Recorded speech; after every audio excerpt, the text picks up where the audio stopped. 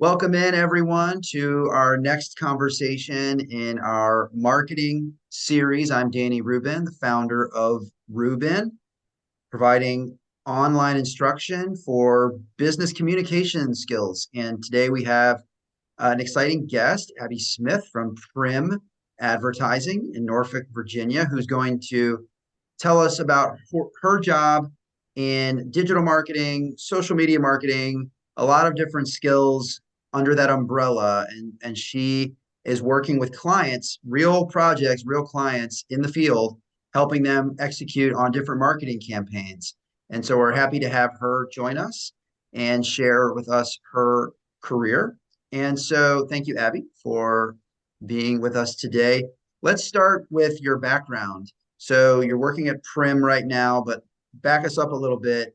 How did you get there? What'd you do in school? What did you study? And where else have you worked? Yeah, so happy to be here. Thank you for having me. I went to school at Pace University in New York. So I got my degree, a Bachelor's of Arts in Communication Studies.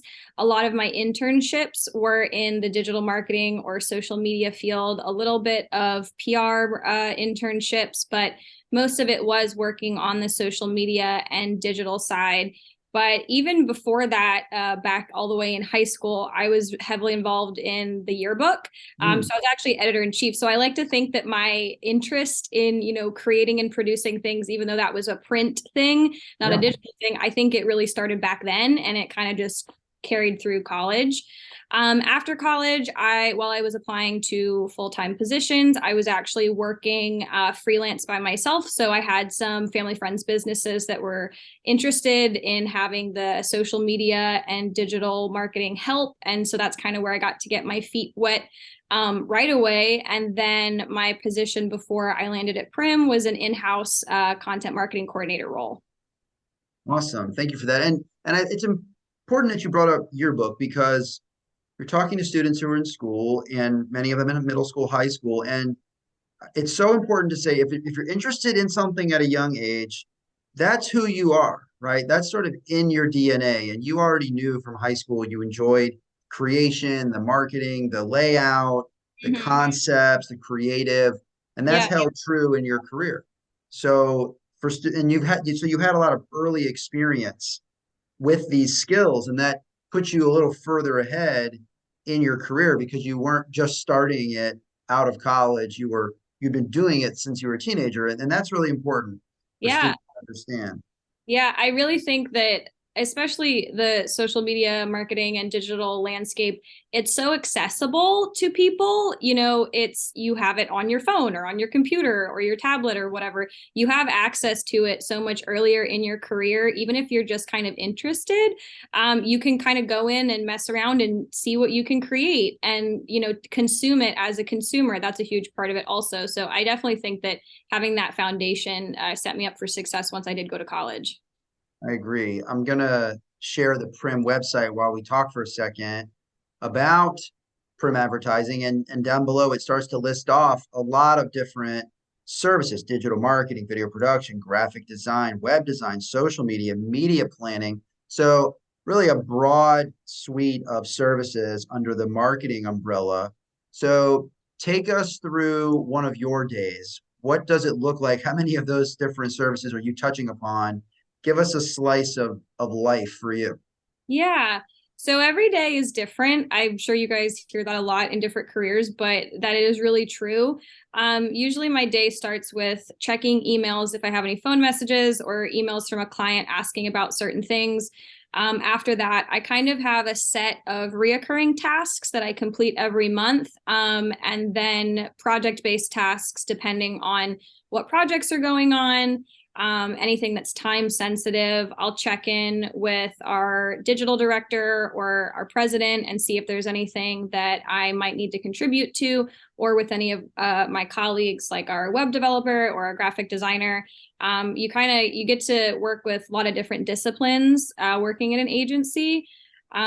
Based on all of those examples, I probably am involved in each of those to some degree. So this week I was helping write a proposal for a new website, but that client had previously done some video work with us, so I already knew them. And this morning I was assisting with some social media posts that needed to get done for a calendar. So it's kind of, and then there's usually some meetings peppered in there depending on what's going on, but no day is the same.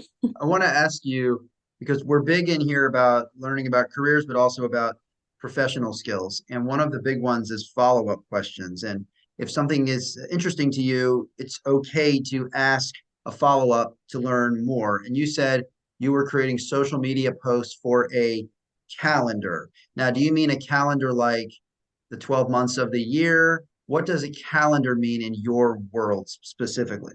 Right. So in the social media management world, we kind of live at least a week, if not a month in advance. Hmm. So when we're creating something, it is for the upcoming couple weeks or the upcoming month.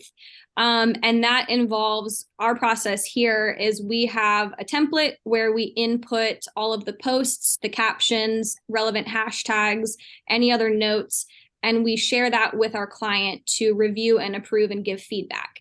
So we will have check-ins with the client to say, hey, what kind of posts, what topics, do you guys have any upcoming campaigns that you want posts to kind of piggyback off of? Do you have any events that just happened that you want that shared? We will communicate that with the client, but then they get a calendar to approve, sign off on, and then we will put it into our social media scheduler. And then from there, it kind of auto generates and posts and that kind of thing. So not necessarily a regular monthly calendar, but we call it a content calendar. And often the stuff that is created there piggybacks off of something else they're doing, like a blog post or a newsletter or anything else, any other media, so that it all looks cohesive. How important is communication with a client? Let's just use the example of creating a content calendar. How important is it that you're on the same page and there's no confusion as the project comes together? It's extremely important because we're not mind readers. That is something that you might run into earlier in your career is you have this idea of what will look good and perform well, but you also have to remind yourself that you are working in their shoes. So Hmm. keeping their brand, voice, messaging, values in mind, you're not doing it for you, you're doing it for them. So having that kind of communication, I mean, I'll have times where I'm working on something and I'm just a little bit, maybe unsure with the wording. I'll just call them and say, hey, I'm working on this caption. Give me your feedback in real time. And some clients like to be really hands off. Some people like to be really hands on. It just depends on their bandwidth and their interest in being involved. So some say, hey, you're the professionals. We trust you to make us look good. And other ones want to be really hands on with each step of the way. So communication is extremely important. And are they never like upset with you if you call and say, I just want to confirm or clarify? They don't really get mad, like, why didn't you already know that? Are they usually pretty open and they're sort of glad that you were just being extra careful?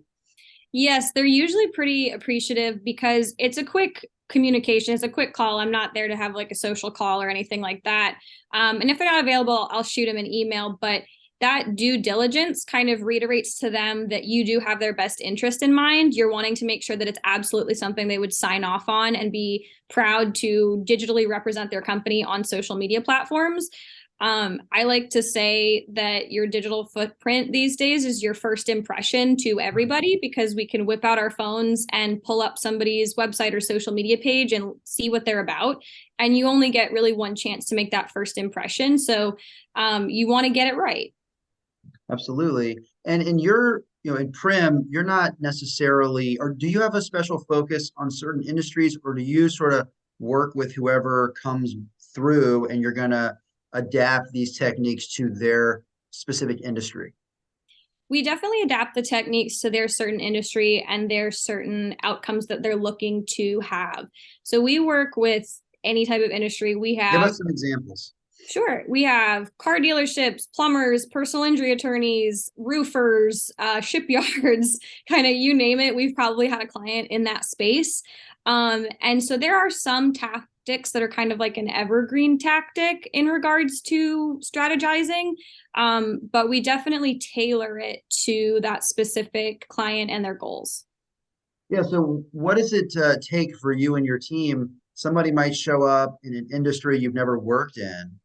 right? So what do you have to do to educate yourself on their space, their services, their competition, their opportunities? Every one of them is a different challenge, right? If it's especially if it's an industry you've never worked in. So what do you have to do? What's that process like?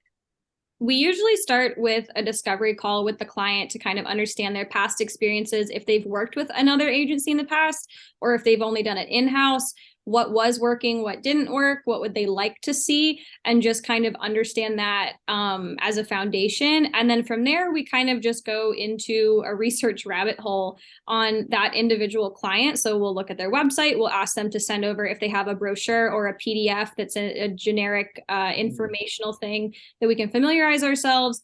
And we will look at competitors and say, hey, look at this competitor of yours. What are they doing that you like? What are they doing that you don't like? And kind of understanding it from there. You do really have to dive deep in the research phase, but once you do that and you have kind of all of those key points of information at your fingertips, it makes it a little bit easier in the long run, because very rarely does it go off course from that foundation. Hmm. Would you say it's like 75% the same techniques industry to industry, and that 25 is what you have to make unique to their situation and like tailor these techniques to like what would make it fit in their world?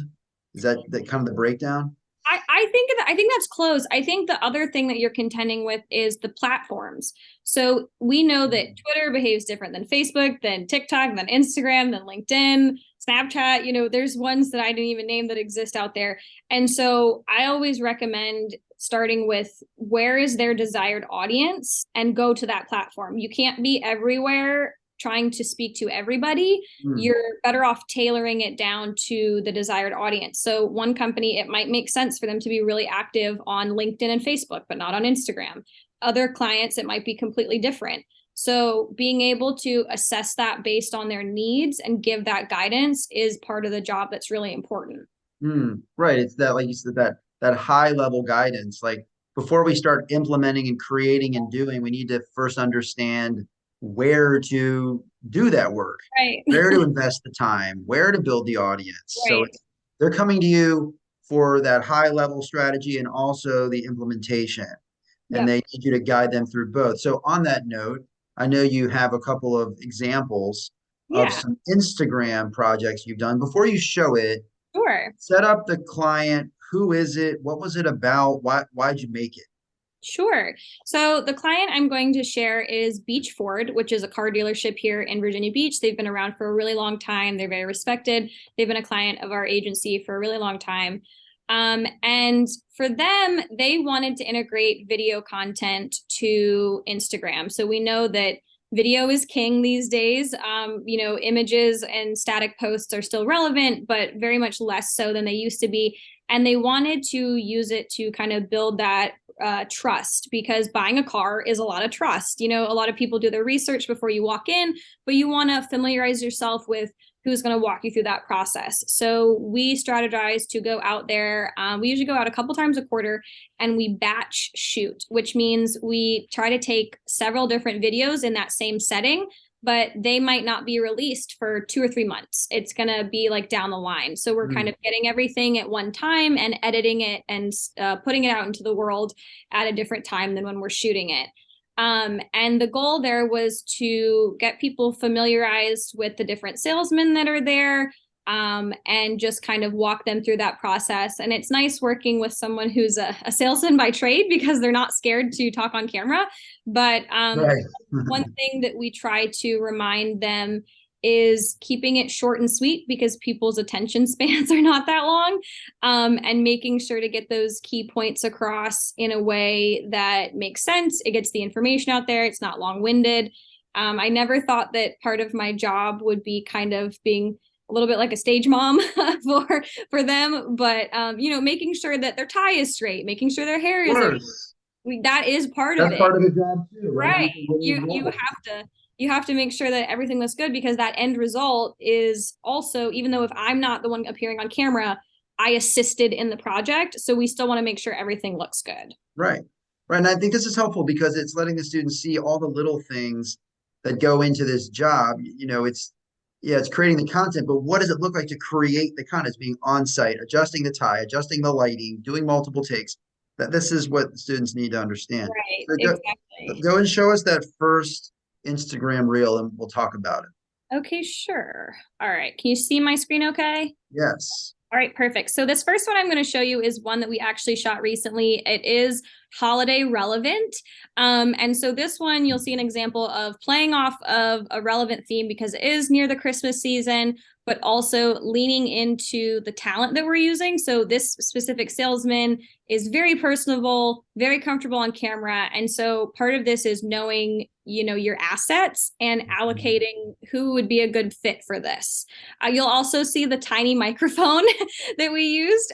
That's more for fun, but also for function because we were shooting in the showroom and it's kind of echoey in there. So understanding the equipment that you're working with is also something, and being comfortable with it before you get to the shoot is also really important.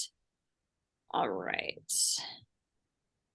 What's going on, y'all? It's Montel here at Beach Ford once again. And all I want for Christmas is for you to come in and get an F-150 at 2.9% financing for 72 months. Y'all know rates are extremely high right now. That is the bomb diggity deal. Text the number below, 901-826-5097. Let's save some money. Good. So yeah, this is Montel. He is one of the senior salesmen over there, and they have this beautiful Christmas tree in their showroom. And we were there shooting regular videos, so we said, let's try to get some holiday related content. And so I jokingly asked, I said, do you have any promotions that are going on right now? And he told me the promotion. I said, okay, I want you to kind of sing the intro to Mariah Carey's song and then, deliver the pitch. And it's performed really well. It's gotten, I believe, over 600 views already, and 22 likes, 3 comments. So that was a really fun one to shoot. I love that. And it helps bring their personality out. It's quick, it's fun, but it showcases their people, which is Yeah. what you want the customer to connect with. Yeah, show me one more. So here's one where we directed 2 different salesmen together.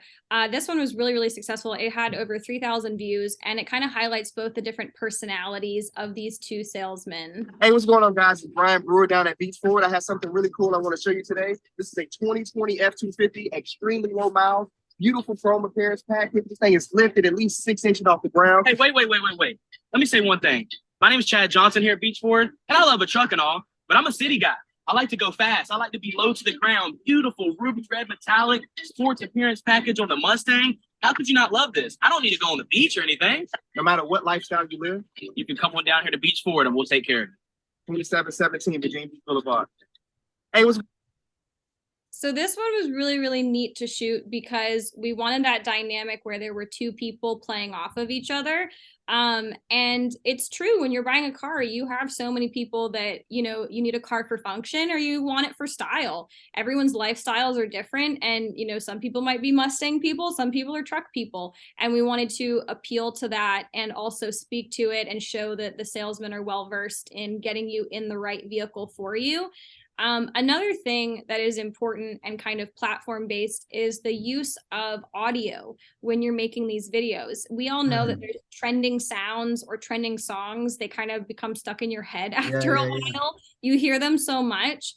One of the challenges with using a professional business account is a lot of those are restricted because of the royalties and the licensing. So we had to find a workaround here by using an instrumental version of a trending sound. So little things like that sometimes pop up that you have to try to find a workaround, or, sometimes the sound won't line up with the way someone's mouth is moving, and you have all these little unforeseen things that you have to troubleshoot. So kind of taking everything with a little bit of a sense of humor and knowing that it's kind of out of your hands sometimes. And it's like, at the end of the day, just chalk it up to the platform and say, hey, why don't we just try again tomorrow to get this out, and, troubleshooting it. So I will have clients call me and say, hey, is Facebook acting up today because I'm trying to post something and it's not working? And so I'll go in there and I'll see if I can figure it out. And at the end of the day, I can submit support tickets for certain things, but part of it is having the right approach to communicating with your client that some of these things are out of our hands. Mm. But that's a little bit of the spontaneity of this. And I see what you're trying to do in the clips you showed us is you're trying to bring out the personalities Mhm. of the client.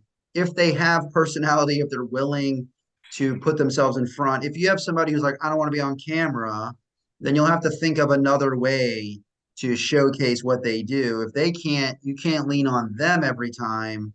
You got to find some other way to Right. sort of pull their business out and make it look engaging, right? Right. That can be difficult if somebody is a little bit hesitant. And the nice thing is there are so many different types of videos out there. And with the power of editing and with the power of adding different clips, or even if it's just they're not comfortable showing their face, but they're comfortable sharing their voice, we can just use different clips, but have them speak and use that instead of having them talk to the camera. Or if they have someone who works on their team who maybe it's not their sole focus every day, or they're not necessarily a spokesperson for the company on an everyday basis, but they have a really good personality for it, that's an opportunity for them to kind of step up and help and Mm, speak to that audience. So there is a little bit of mental gymnastics sometimes with certain people. And we'll also be the first ones to say, hey, I don't think this approach makes sense for you. Because if that authenticity isn't coming through, the audience can tell. yeah, And that is really hard to build that trust. right. Yeah, if that authenticity isn't there. Right. I think I see what you're trying to do each time is to be authentic and make people seem human. So to summarize, you start with that high level discovery and sort of conceptual, deciding on audiences and platforms. And from there, you get into more of the block and tackle of creating at the campaigns, the content, the scheduling, and then of course watching it, reacting to it, tracking metrics, data, assessing what's working, what's not, Mhm. making tweaks. Because you want to be working with a client for a long time. You don't want to be hired for 1 week, 6 weeks. You want to be there for many years, like you with Beach Forward for a long time. So the goal here is to have a long-term relationship where you trust each other, right? Mhm. And you're maybe not, maybe every campaign is not a home run, but and you're always working to make it great and learn from mistakes. Is that the prim approach that you want to build long-term customer relationships? Yes, the agency's been around for over 45 years, even before social media was a service that was offered. Wow. So, our approach has really been integrating those new solutions as they become necessary for our clients and kind of holding their hand through it and integrating it and saying, hey, as we evolve your digital marketing or your advertising approach, we think we should implement X, Y, and Z. And as long as there's that trust there, people are pretty willing to go along with what we recommend because they know we have their best interest in mind. And one thing also with the social media side of it is you have to be kind of aware and tapped in with what's going on globally because we're in a 24-hour news cycle these days. You don't want a post to go up that's insensitive if there's a Mm, major world event. So that's something that I don't think I anticipated until I got into it is being able to have that judgment, that kind of crisis communication judgment to say, hey, we have this post queued up today, but due to this global event that happened, yeah, that's a great point. we don't think this is going to be a good idea to share this. So we've pushed it a day or we've pushed it a week. Or we And deleted right. Or we just, yeah, or we just, scrap it all together because we don't want the client to look insensitive, and that kind of thing. So that is something that you maybe don't anticipate when you're coming into it, but it really is not just about creating, likable videos or posts. It's also about discerning and having that judgment of when it. it's a good idea to take a step back, and wait, for something to, A pass. great point because you're there to help the client, to protect the client, to just have them do good things, get awareness positively, and never let anything backfire when you're just trying to help them sell cars or plumbing services or whatever the case. I think it's a great point. One more question for you. If Sure. students are interested in exploring this work, like do you ever have interns in your office? Not saying these students would call it prim, but I'm saying is it okay for students to explore being like a shadow or an intern for a semester or the summer? Would you recommend that? I definitely would recommend exposing yourself to it in some kind of intern or shadowing basis, just so that you can understand all of the pieces that go into it. I Hmm. think it's really easy for people that are not in this industry to say, if there was a slightly off the mark post that goes out by Burger King, they're like, oh, the intern messed it up. Well, it's like, well, if you're at the corporate level, it's not an intern, like it's a whole team of people. So understanding that it actually is a very lucrative and you can have a really strong career, but also understand that there are some downsides. It's easy to get burnt out sometimes. So understand what you're getting into before you get into it. But also know that you are going to gain a lot of transferable skills that can allow you to pivot into other industries or other focuses. It's not like you're stuck writing Facebook statuses forever. I think people have a very one-track mind for what's achievable through it. I know that I learned a lot through being an intern when I was in college and getting to go to different events where I was just assisting, but I was there like soaking up what was going on. And if you find the right place to intern, make sure that they are genuinely invested in you learning something and not just kind of being a like a gopher, go do this task. Make sure that they have a plan for their interns so that you can walk away with some tangible skills and some tangible connections that can assist you further on when you are doing your career search. Love that. Great advice. Thank you, Abby, for sharing with us sort of a window into your world and awesome examples and great advice up and down the job from the high level to the down in the weeds. Great stuff so students can really understand what the work looks like. So we appreciate it Mm-hmm. and good luck with future client projects, as tricky as the next one might be. Thank you. Yep. Thank you.